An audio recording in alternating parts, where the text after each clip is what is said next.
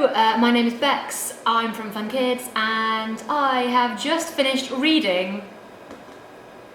I hit myself in the face there. This is Clover Moon, and yeah, you're right, it is quite fancy. It looks really, really cool and clever, doesn't it, from the outside? And would you believe it's by Jacqueline Wilson? Now, normally Jacqueline Wilson books come with illustrations from Nick Sharratt on the front, but not this one. This one is a bit special. I know this is a review copy. I assume that's not the reason it looks a bit different, but maybe it is, I don't know. I'm not used to getting review copies of books. So this book is called Clover Moon, in case you can't tell. Well, you can, because it's there. So it's all about Clover Moon, who is a girl who lives in the Victorian times. Okay, well, first of all, I should say, I'm quite biased. I love Jacqueline Wilson books anyway. I could happily read them till the cows come home. But I haven't read one for ages. So I was kind of wondering whether it would live up to my expectation, to my hope. And it did, don't worry. You probably, well, you can't tell from here, but this is a really well-thumbed copy. Like, look at the edges are fraying. I've read it properly, like all of the pages are slightly mucky, because I just couldn't put it down. It went travelling with me in every bag I had, every rucksack, every satchel, everything, because I just really, really wanted to finish it. And as you can tell, it's quite a thick book, so there's quite a lot of stuff to get through. Can I say, I like this about Jacqueline Wilson. She writes really, really strong female characters, like really strong girls who you're like, yeah, I want you to do really well. They're great characters. Anyway, so in the book, you've got Clover Moon, who's the main character, and she lives with her stepmom and her dad.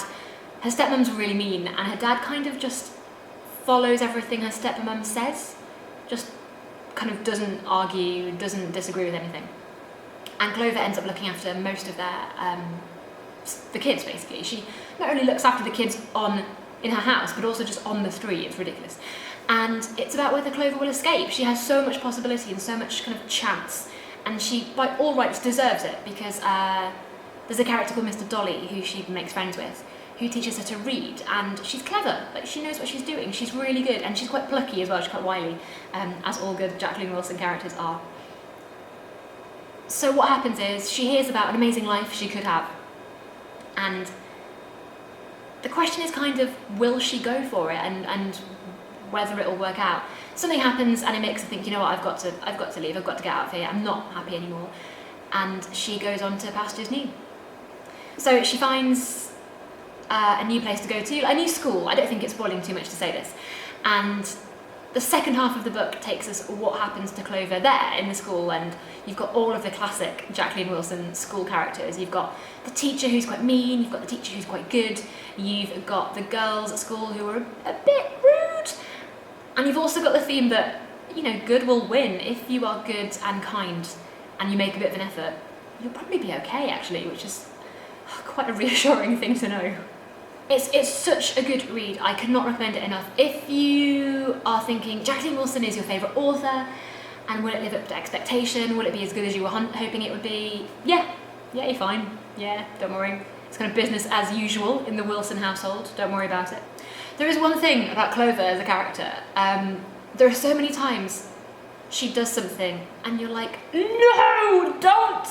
Why are you doing that? It's a terrible decision. Why? Or there are times when she has issues with her stepmom, and part of you thinks, just leave it, just leave it, Clover, and she doesn't. But I guess that is where the drama comes from. I suppose Jacqueline Wilson knows what she's doing, but it's such a good sign, I guess, of a character where you feel like you're next to them the whole time, and you're like, no, let's not do that. I don't think it's spoiling it too much to say that if you're a Hetty Feather fan, you should read this. Not only because it's also in the Victorian era, but just because. You'll see. You'll see when you read this, you'll be like, oh yeah, I do like this. I loved it. I kind of knew I was going to love it though, because it's Jacqueline Wilson. How can you not love a Jacqueline Wilson book? I love everything she's ever written. I thought Clover Moon was such a great character because she's really kind of charismatic and charming and plucky and a bit naughty as well. I love the cover because how cool is that? That's an absolute beaut. I love the story, obviously, of course, and the characters are brilliant, and I love the fact that Jacqueline Wilson has so clearly, at the end, just been like, you know what, we're gonna do another one of these, guys. Don't worry about it. There'll be another sequel. It's fine. It's fine. So yeah, I would thoroughly recommend all Jacqueline Wilson books, and especially this one. Clover Moon is brilliant, really lovely read, really good fun, and just properly engrossing. Like I said, I did not put this book down. It has seen, I think, everywhere I've been to in the last week, because it's just been in my bag the whole time. So yes, go get Clover Moon. You won't be disappointed. That's it for my vlog today. Subscribe, watch, like, comment, do whatever you gotta do. Thank you so much for watching, and hopefully I'll see you soon. Bye. Hey, I'm Bex, I'm from Fun Kids, and I have just finished reading this book. Okay, can you see it? Yeah. It is Henry and the Guardians of the Lost. And I've got to say, it is a proper page turner.